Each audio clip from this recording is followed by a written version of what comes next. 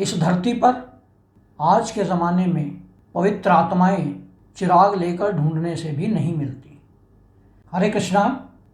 आज हम चर्चा करेंगे कि व्यक्ति कितना ईमानदार है, कितने सात्विक विचार रखता है और कितना उसकी पवित्र आत्मा है।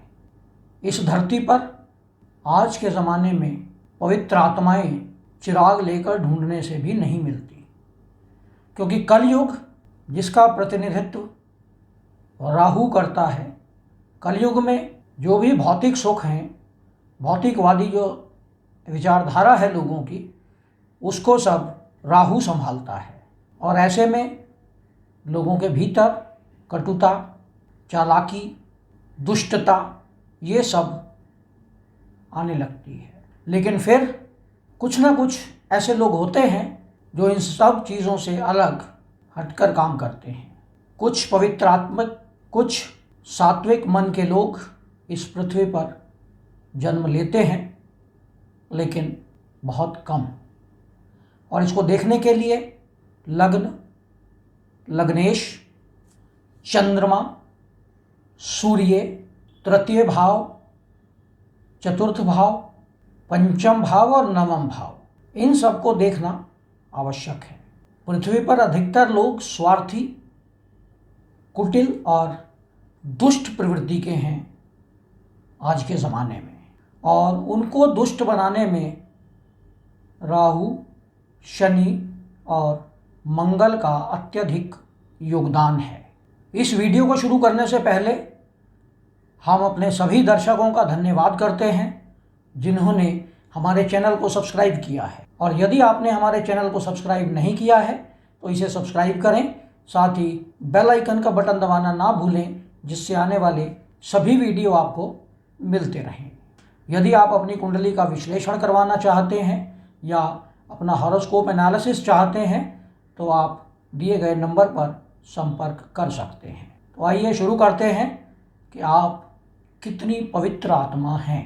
यदि लग्न, लग्नेश, चंद्रमा, सूर्य, तृतीय भाव, चतुर्थ भाव, पंचम भाव और नवम भाव, इन पर किसी भी प्रकार का पीड़ित राहु, शनि या मंगल का प्रभाव ना हो तो ऐसा व्यक्ति पवित्र आत्मा और सात्विक विचार वाला होता है।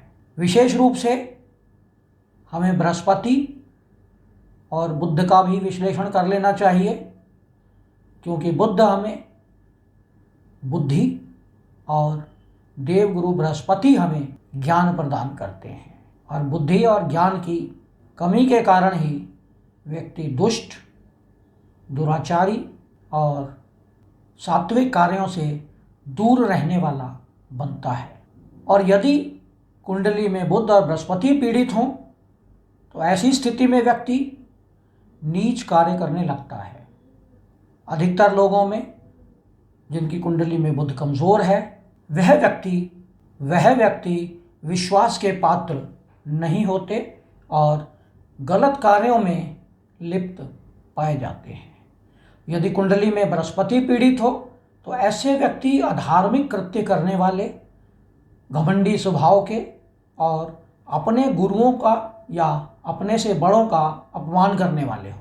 यदि चतुर्थ भाव राहु, शनि और मंगल से पीड़ित हो तो ऐसा व्यक्ति मक्कार प्रवृत्ति का, दुष्ट प्रवृत्ति का होता है, क्योंकि चतुर्थ भाव हमारी भावनाओं को दिखाता है और हमारी भावनाएं राहु, शनि और मंगल से प्रभावित हो जाती हैं, जिसके कारण व्यक्ति दुष्ट बनता है।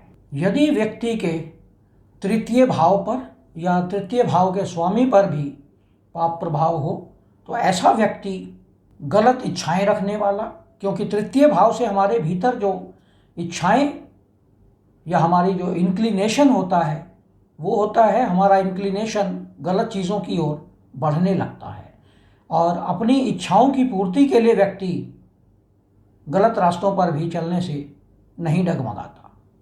यदि कुंडली में चंद्रमा पाप प्रभाव में हो, राहु से पीड़ित हो, शनि से पीड़ित हो तो ऐसी या कमज़ोर मंगल से पीड़ित हो, तो ऐसी स्थिति में व्यक्ति पूर्णिमा पर या अमावस्या पर कोई ना कोई ऐसे कृत्य करता है जिससे उसे समाज में बदनामी झेलनी पड़ती है।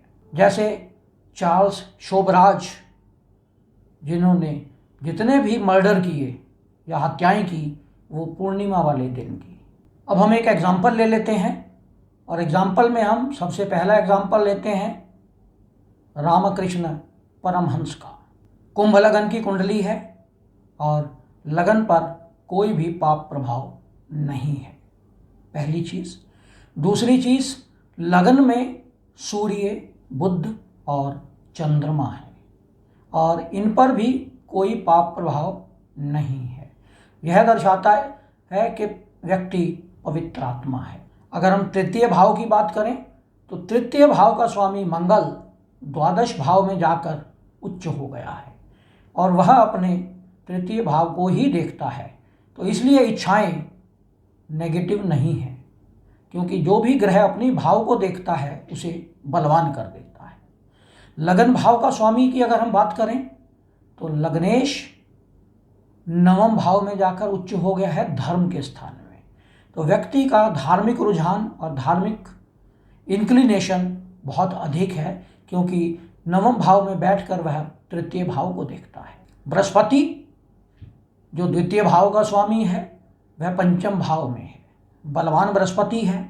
पंचम भाव में बृहस्पति बैठकर लगन को, लग्नेश को, नवम भाव को, बुध को, इन सभी को देखता है, तो व्यक्ति के भीतर धर्म के प्रति रुझान या इंक्लिनेशन बहुत अधिक है।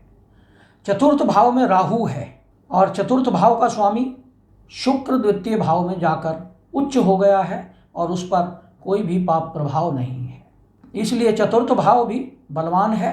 और चतुर्थ भाव में राहु के बैठने जो शुक्र की राशि में है उस पर किसी प्रकार का कोई पाप प्रभाव नहीं है, तो राहु भी बलवान स्थिति में है।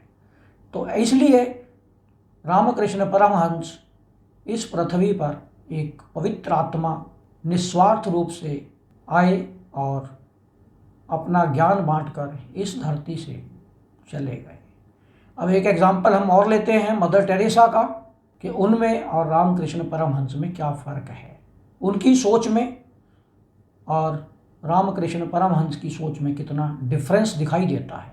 अगर हम मदर टेरेसा की कुंडली की बात करें तो लगन पर कोई भी पाप प्रभाव तो नहीं है, लेकिन लग्नेश दशम भाव में उच्च के बुध के साथ विराजमान है, अच्छी स्थिति है, चतुर्थ भाव को देख रहा है, तो भावनाएं ठीक हैं, बुद्धि ठीक है। नवम भाव में सूर्य स्वराशि में विराजमान है, लेकिन उसके ऊपर मंगल का प्रभाव है, तो उनकी जो इच्छाएं हैं और मंगल का प्रभाव चतुर्थ भाव पर भी है, तो उनकी इच्छाएं कुछ सेल्फ सेंटर्ड हो सकती हैं, निस्वार्थ नहीं है।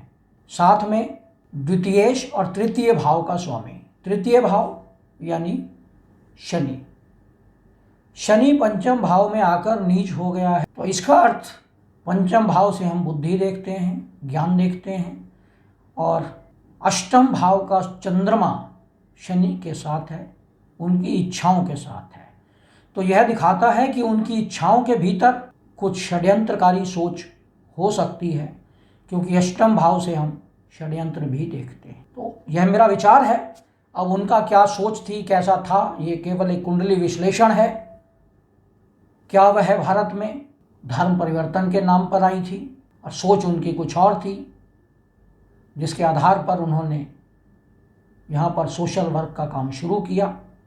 छठे भाव में राहु है और राहु वहाँ बैठकर बृहस्पति को देखता है जो लग्नेश है, यानी लग्नेश राहु से पीड़ित है। छठा भाव रोग ऋण शत्रु है, तो कुछ शत्रुता का भाव तो है उनकी इच्छाओं में, अब वो उसे कितना डिस्प्ले करवाती हैं या उसे छुपा के रखती हैं, क्योंकि इसमें अष्टम भाव का भी रोल आता है। अष्टम भाव का स्वामी पंचम भाव में है, तो व्यक्ति अपनी इच्छाओं को दबा के रखता है, छुपा के रखता है, जो भी काम करना चाहता है उसे डिस्क्लोज नहीं करता, वह दिखाता कुछ है और करता कुछ और है। तो यह था विश्लेषण। आपकी आत्मिक स्थिति, आपके आत्मिक भावनाओं की स्थिति, आपके मन के विचार किस प्रकार के होंगे आपकी कुंडली के आधार पर। तो यह विश्लेषण आपको कैसा लगा, इस पे कमेंट करें। यदि आपने हमारे चैनल को सब्सक्राइब नहीं किया है तो इसे सब्सक्राइब करें, साथ ही बेल आइकन का बटन दबाना ना भूलें, जिससे आने वाले सभी वीडियो आपको मिलते रहें। हरे कृष्णा।